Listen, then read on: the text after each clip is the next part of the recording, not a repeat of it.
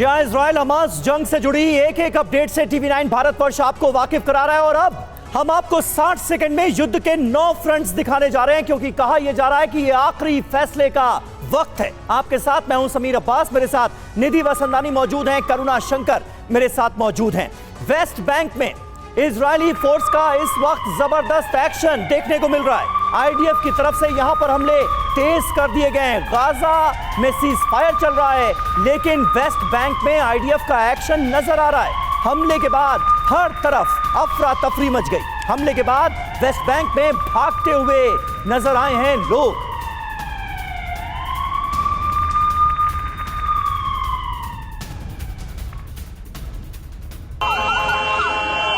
फिलिस्तीन मीडिया ने दावा किया कि वेस्ट बैंक के रामल्ला में इजरायली फोर्स ने उस समय आंसू गैस का इस्तेमाल किया जब काफी संख्या में फिलिस्तीनी लोग बंधकों की रिहाई का इंतजार कर रहे थे।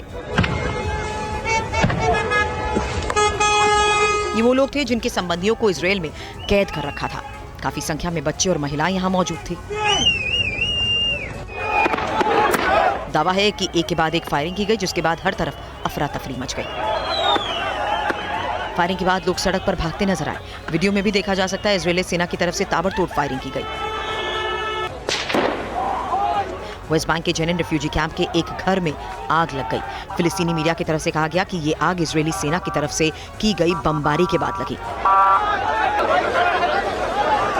आग लगने से घर जहां पूरी तरह तबाह हो गया। घटना में कुछ लोगों के मारे जाने की भी खबर है। दरअसल इजरायली सेना की तरफ से वेस्ट बैंक इलाके में लगातार कार्रवाई की जा रही है।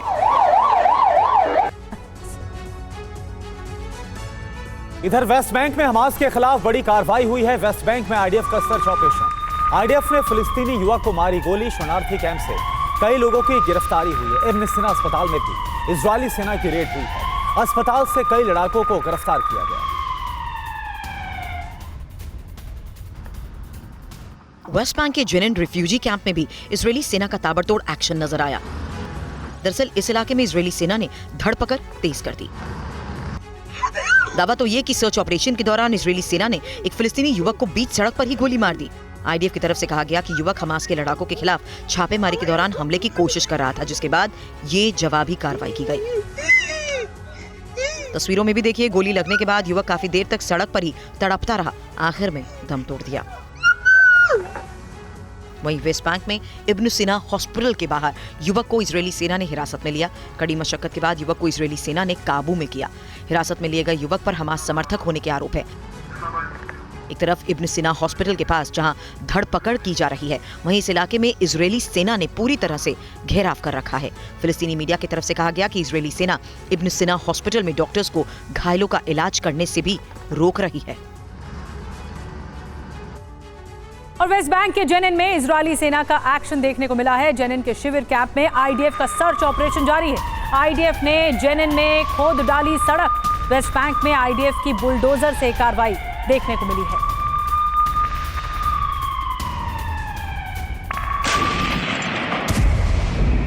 गाजा पर बारूद की बारिश थमी है। मिसाइल हमले पर रोक लगी है। तबाही कुछ दिन के लिए थम गई, लेकिन इजरायल ने हमास के खिलाफ कार्रवाई बंद नहीं की। हमास के खिलाफ इजरायल के ग्राउंड एक्शन जारी हैं।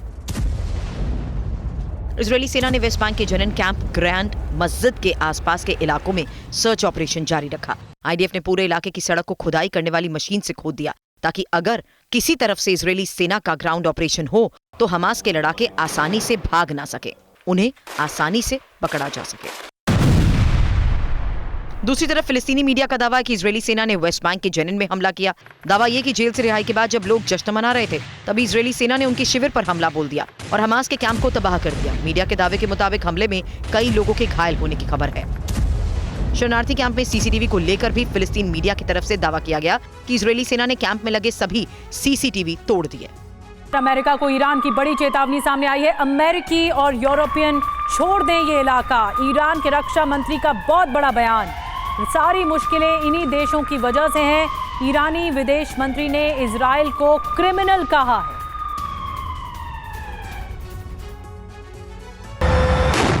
गाजा में जब से इजरायल के हमले शुरू हुए, तभी से ईरान युद्ध में उतरने की धमकी देता रहा। इतना नहीं, ईरान कई बार अमेरिका और इजराइल को तबाह करने का ऐलान कर चुका है।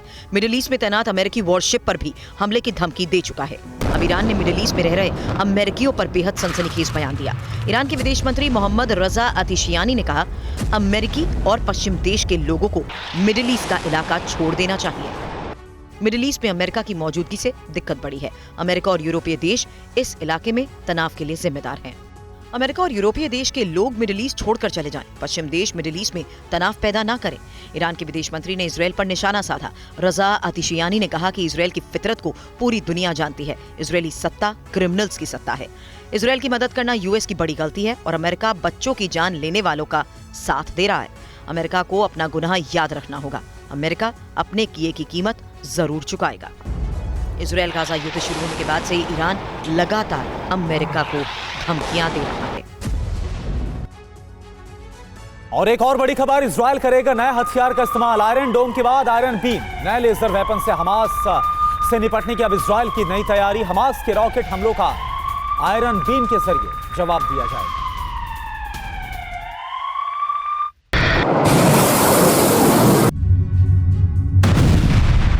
इजराइल की तरफ से ना एक गोली चलेगी, ना तोप के गोले दागे जाएंगे और हमास के रॉकेट हवा में ही खत्म हो जाएंगे, वो भी पलक झपकते। मतलब ये कि जहां भी आयरन बीम तैनात होगा वहां इजराइल की सेना को फायरिंग करने की भी जरूरत नहीं होगी और आयरन बीम करारा जवाब देता रहेगा। न सिर्फ जवाब देगा बल्कि हमास के बारूदी प्रहार को कुछ ही सेकंड में मिट्टी में मिला देगा।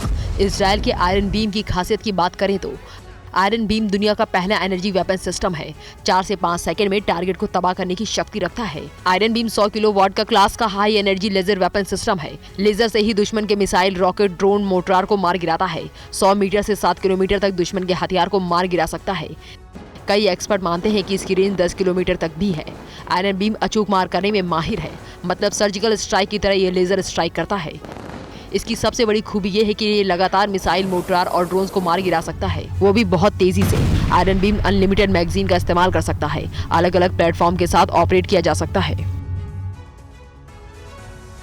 और एक बड़ी खबर आपको बता दें, इजराइल में सायरन की आवाज से दहशत मची हुई है। लेबनान सीमा पर इजराइल में लगातार सायरन बज रहे हैं। गलील में सुनाई दे रहे हैं सायरन। हिजबुल्लाह की तरफ से हमले का अलर्ट जारी हुआ है। गाजा में भले ही इजराइल और हमास के बीच फिलहाल जंग नहीं हो रही, लेकिन लेबनान बॉर्डर पर बारूदी कोहराम जारी है। हिजबुल्लाह की तरफ से इजराइल पर बड़े हमले को अंजाम दिया जा सकता है। दरअसल युद्ध में जहां एक तरफ इजराइल वाला गुट है तो दूसरी तरफ ट्रिपल एच वाला गुट, जिसमें हमास, हिजबुल्लाह और हूती विद्रोही तीनों हम साथ साथ हैं वाले मोड में हैं। वॉर जोन से आ रही बारूदी खबरों पर बारीक नजर डालें तो तीनों के 3 रुख हैं। इजराइल की हमास के बीच सशर्त बंधक डील हुई है। वहीं लेबनान की तरफ से आईडीएफ पर हमले तेज किए जा सकते हैं। कहा जा रहा है कि युद्ध विराम के बीच इजराइल को बर्बाद करने के लिए हानिया और नसरल्लाह के बीच डील हो चुकी है। यही वजह है कि लेबनान बॉर्डर पर लगातार सायरन बज रहे हैं। अगर देखें तो इजराइल हमास जंग के बीच लेबनान बॉर्डर से हिजबुल्लाह ने कई हमलों को अंजाम भी दिया, जिसमें इजरायली फोर्स के बेस को निशाना बनाया गया। हिजबुल्लाह के हमले में इजरायली सेना को नुकसान भी पहुंचा है। साथ ही लेबनान के खिलाफ इजराइल ने जवाबी कार्रवाई भी की है।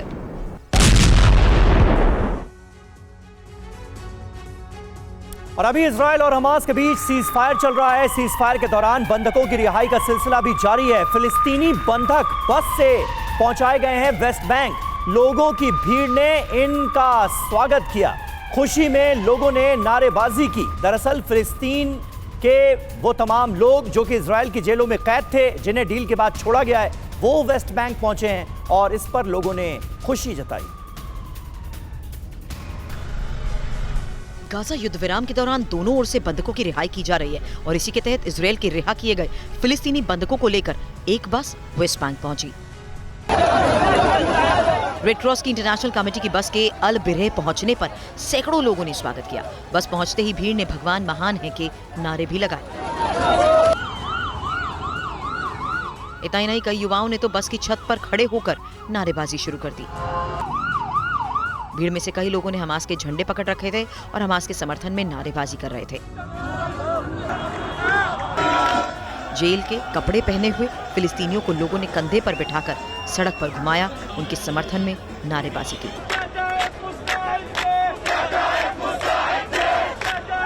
इसराइल और हमास के बीच 4 दिवसीय संघर्ष विराम के तीसरे दिन रिहा होने वाले कैदियों का ये दूसरा बैच था। 7 अक्टूबर को हमास के लड़ाकों के इजराइल पर हमले के बाद कई लोगों को बंधक बना लिया गया था। और देखिए एक और बड़ी खबर, गाजा को यूएन की मानवीय मदद। राफा क्रॉसिंग के जरिए गाजा पहुंची राहत सामग्री लेकर 200 ट्रक गाजा पहुंचे। राफा क्रॉसिंग पर लोगों की भारी भीड़ है। गाजा से बाहर निकलना चाहते हैं लोग। इजराइल फिलिस्तीन जंग के बीच तबाह हो चुके गाजा के लिए बड़े स्तर पर राहत सामग्री भेजी जा रही है। 200 ट्रकों का काफिला मिस्र के राफा क्रॉसिंग से गाजा के लिए रवाना हुआ। गाजा में जहां एक तरफ बुनियादी ढांचा पूरी तरह बर्बाद हो चुका है, वहीं गाजा में पानी, बिजली, भोजन और ईंधन की आपूर्ति भी बंद है। इसी वजह से कई देशों की तरफ से गाजा में मानवीय सहायता पहुंचाई जा रही है। साथ ही गाजा के हॉस्पिटल्स के लिए दवाइयों और दूसरे मेडिकल उपकरण भी बड़े पैमाने पर भेजे जा रहे हैं। इजरायली हमले में सबसे ज्यादा नुकसान गाजा के हॉस्पिटल्स को पहुंचा है। वहीं यूएन ने भी गाजा के लिए मदद की खेप भेजी। भोजन, पानी के साथ दवाइयों से भरे इन ट्रकों को राफा क्रॉसिंग बॉर्डर से गाजा के लिए रवाना किया गया। दरअसल मिस्र के उत्तरी सिनाई में स्थित राफा क्रॉसिंग गाजा और मिस्र के बीच एकमात्र बॉर्डर क्रॉसिंग है। राफा क्रॉसिंग को गाजा की लाइफलाइन कहा जाता है, जहां से अब यूएन के साथ साथ मिस्र, कतर और दूसरे देशों से राहत सामग्री पहुंचाई जा रही है। यूक्रेन पर रूस का अब तक का सबसे घातक प्रहार हुआ है। रूस ने राजधानी कीव पर ड्रोन अटैक किया है। एक साथ 75 ड्रोन से बम बरसाए गए हैं। रूसी हमले से दहल उठे कीव के कई इलाके।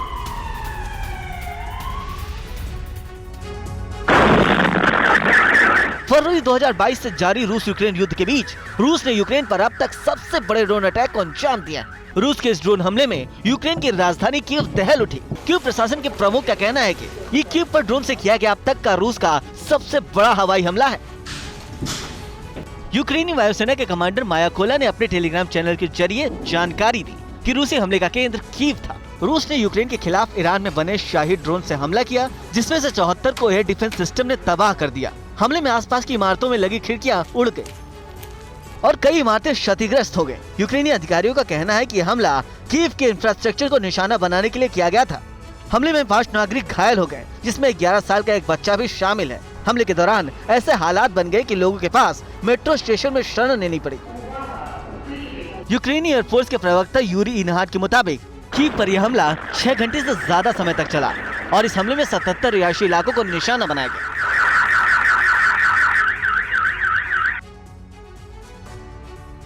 और अहम खबर, पश्चिमी अफ्रीकी देश सियरा लियोन में गोलीबारी की खबर है। सियरा लियोन की राजधानी फ्रीटाउन में गोलीबारी हुई है।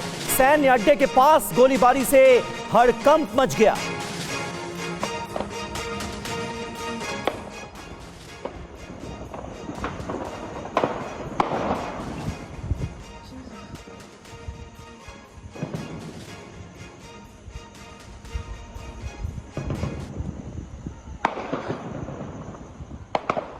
और देखिए मलेशिया से बड़ी खबर, जहां पर बाढ़ के बाद हालात काफी गंभीर हो गए। बाढ़ की वजह से मलेशिया के कई इलाकों में भारी तबाही मची।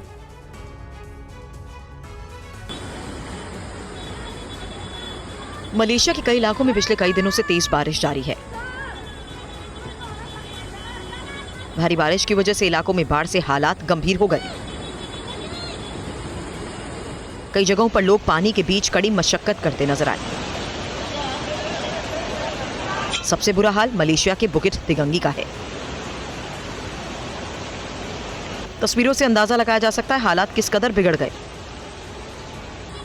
युद्ध स्तर पर राहत और बचाव का काम चलाया गया। हजारों की संख्या में लोगों को सुरक्षित जगह पहुंचाया गया। बाढ़ की वजह से लोगों के मारे जाने की भी खबरें हैं। वहीं बाढ़ के बाद एक्सपर्ट्स का यह कहना है कि जलवायु परिवर्तन की वजह से मलेशिया को लगातार बाढ़ का सामना करना पड़ रहा है। इससे पहले भी मलेशिया बाढ़ की त्रासदी झेल चुका है।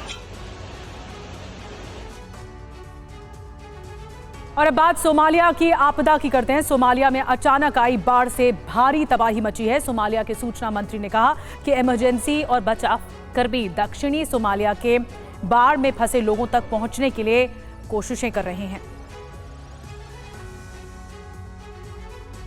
सोमालिया के कई इलाकों में मूसलाधार बारिश होने की वजह से आई बाढ़ में कम से कम 100 लोगों की मौत हो गई। हजारों परिवार घर छोड़ने को मजबूर हो गए। बाढ़ के चलते लगभग 5 लाख लोग विस्थापित हुए हैं। 12 लाख लोग प्रभावित हुए हैं। बाढ़ से खास तौर पर दक्षिणी सोमालिया के गिरो इलाके में बुनियादी ढांचे को काफी नुकसान पहुंचा। संयुक्त राष्ट्र के मानवाधिकार समन्वय दफ्तर ने बाढ़ से निपटने के लिए 2 करोड़ 50 लाख अमेरिकी डॉलर की सहायता प्रदान की है। इससे पहले भी इसी साल के मई महीने में सोमालिया में आई बाढ़ से काफी तबाही मची थी, जबकि मार्च महीने में आई अचानक बाढ़ से दर्जनों लोगों ने जान गंवा दी थी। अगले कुछ दिनों में मौजूदा बाढ़ की स्थिति और भयावह होने की संभावना जताई गई है। दरअसल लगातार 4 साल तक सूखे का सामना करने वाले सोमालिया को भारी बारिश ने अब अकाल की कगार पर धकेल दिया है। सोमालिया पहले से ही आतंकवाद और गरीबी समेत कई परेशानियों का सामना करता रहा है। हमास से युद्ध विराम से ठीक पहले इजराइल के प्रधानमंत्री ने बड़ा ऐलान किया है। उन्होंने कहा है कि इजराइल हमास के नेताओं को जिंदा नहीं छोड़ेगा, चाहे वो दुनिया के किसी भी कोने में हो, और ये काम करेगी इजराइल की खुफिया एजेंसी मोसाद। मोसाद के चीफ इस वक्त डेविड बार्निया है, जिनका नेटवर्क पूरी दुनिया में फैला है। आखिर कैसा होगा हमास का डेथ वारंट और कौन है डेविड बार्निया, देखते हैं इस हफ्ते के न्यूज मेकर में।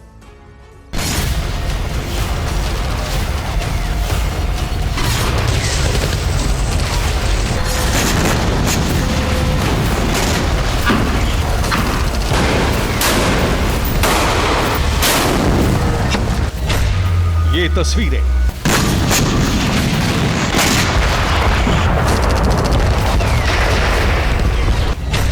ये चीखें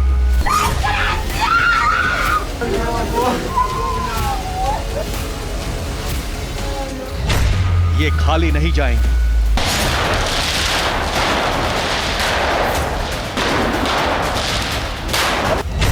इसका बदला लेने और साथ दुनिया के हर कोने में जाएगी।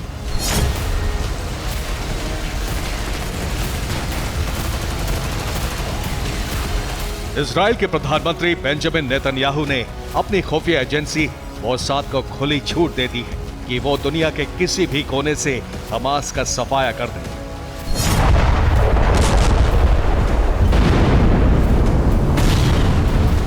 हमास के आतंकियों को चुन चुन कर मारे वो हमास जिसने इजराइल को ऐसा जख्म दिया जिसका भरना मुश्किल है। अब इसका बदला मोसाद लेगी और इसके लिए मोसाद के चीफ डेविड बार्निया को जिम्मेदारी दी गई है कि वो इजराइल के दुश्मनों को एक एक कर ढूंढें और उनका नामो निशान मिटा दें। इजराइल का कहना है कि इस आदेश के बाद हमास की उल्टी गिनती शुरू हो गई है। हमास के एक एक आतंकी चेहरे को जड़ से मिटा दिया जाएगा, बस वक्त की बात है। इजराइल के रक्षा मंत्री योआव गैलेंट ने दावा किया है कि अब हमास के दहशतगर्द उधार की जिंदगी जी रहे हैं। इसके बाद अब सबकी निगाहें मोसाद पर टिक गई हैं। मोसाद जो दुनिया की सबसे बेहतरीन खुफिया एजेंसी मानी जाती है, अब मोर्चा मोसाद संभालेगी तो हमास पर कयामत बरसेगी। क्योंकि मोसाद के एजेंट शिकार करने में माहिर होते हैं। वो किसी भी देश में, किसी भी भेष में, किसी भी वक्त मौत बनकर टूट सकते हैं। आपको मोसाद का ऑपरेशन भी दिखाएंगे, लेकिन उससे पहले जान लीजिए कि आखिर कितना अहम है मोसाद को लाइसेंस टू किल देना। मोसाद कितनी घातक है, इस बात का अंदाजा इसी से लगाया जा सकता है कि मोसाद के काम करने के बारे में किसी को कोई जानकारी नहीं है। मोसाद को लेकर दावा किया जाता है कि इजराइल के दुश्मन दुनिया के किसी कोने में बैठे हों, वो मोसाद के निशाने से नहीं बच सकते हैं। मोसाद ने दुनिया में तमाम ऑपरेशन चलाए हैं, लेकिन कुछ ही ऑपरेशंस ऐसे हैं जो दुनिया के सामने आ पाए हैं। इससे जाहिर है कि मोसाद के काम करने के पैमाने के बारे में किसी को कोई जानकारी नहीं है। अब यही मोसाद अपने सबसे खतरनाक मिशन पर निकलेगा और इसकी शुरुआत भी हो चुकी है। मोसाद का चीफ डेविड बार्निया बंधकों पर बातचीत करने के लिए कतर पहुंचे।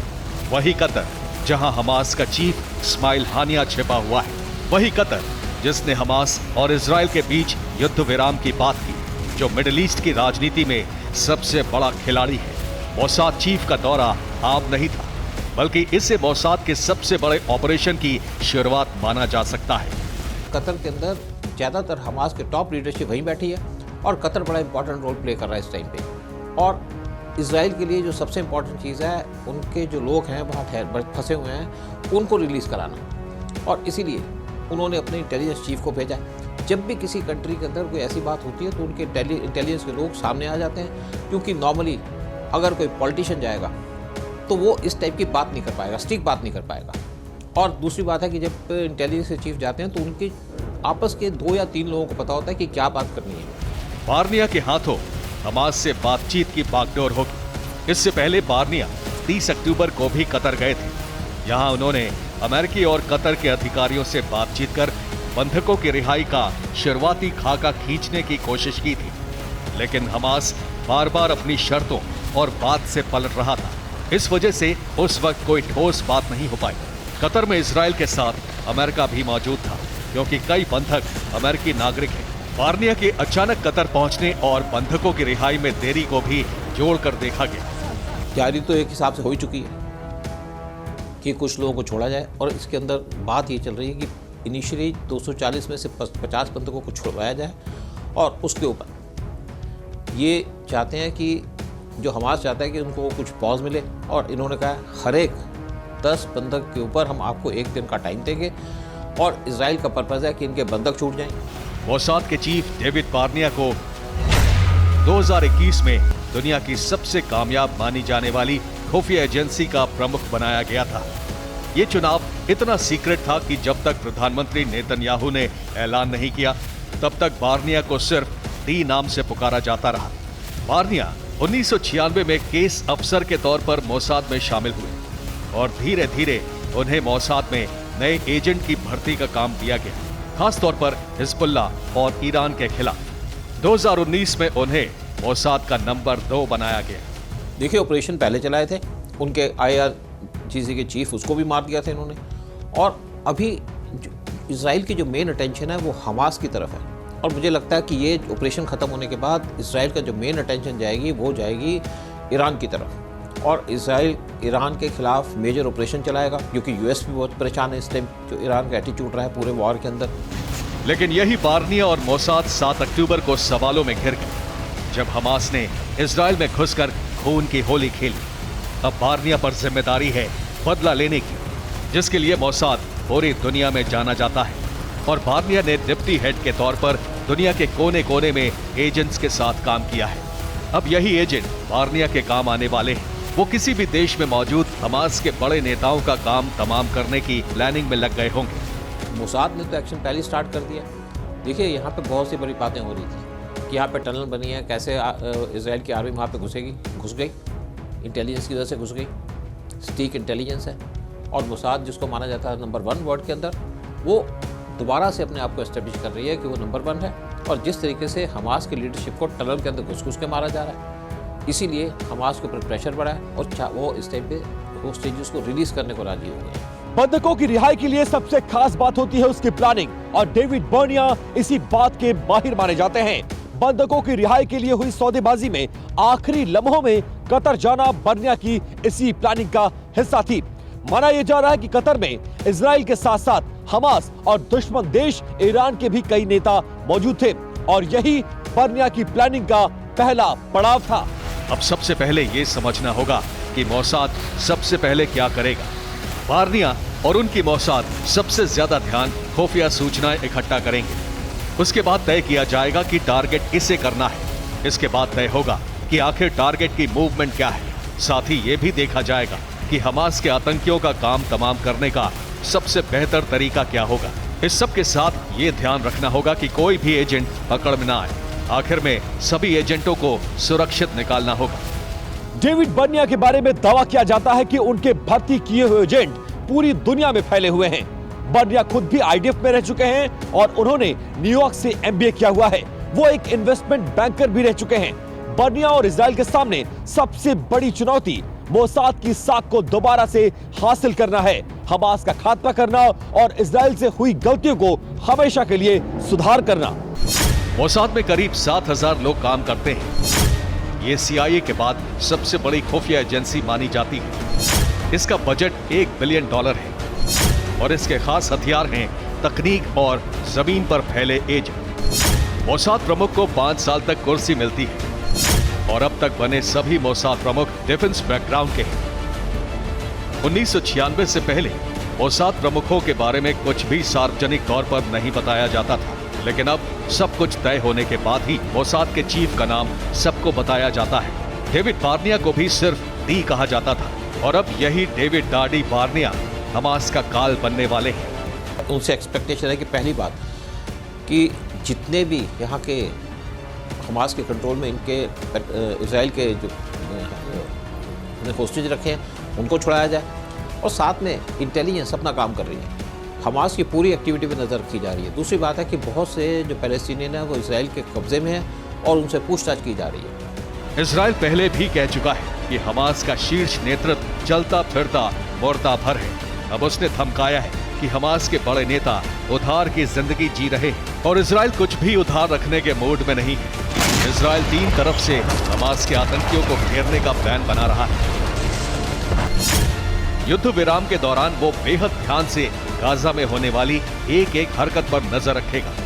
नजर रखने के लिए इजराइल अपनी खुफिया टेक्नोलॉजी का सहारा लेगा। इसके अलावा छूटने वाले बंधकों से भी पूछताछ की जाएगी ताकि हमास के ठिकानों का सुराग मिल सके। इन जानकारियों का इस्तेमाल युद्ध विराम के बाद की रणनीति बनाने में किया जाएगा। इजराइल ने बार बार कहा है कि हमास के खात्मे से पहले वो नहीं रुकेगा। युद्ध विराम के बाद नई रणनीति और नए हथियारों से इजराइल हमास पर घातक प्रहार करेगा। युद्ध विराम अपनी जगह है, इंटेलिजेंस अपनी जगह है।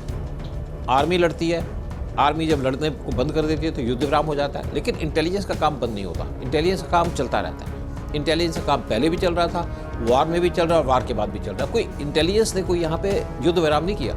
युद्ध विराम किया है फोर्सेस के द्वारा, और इनकी जो इजराइल की इंटेलिजेंस है वो काम करती रहेगी और काम यही करेगी, हमास के लोगों को ढूंढना, साथ में अपने होस्टेजेस को ढूंढना। डेविड बार्निया के बारे में बेहद कम जानकारी मौजूद है। दुनिया की अजीम खुफिया एजेंसी के प्रमुख वैसे भी एक साए की तरह ही रहते हैं ताकि उनके परिवार और उनके जानकारों को किसी तरह का खतरा ना हो सके। मोसाद के काम करने के तरीके भी ठीक ऐसे ही हैं, दीवार पर साए की तरह खामोश लेकिन खतरनाक।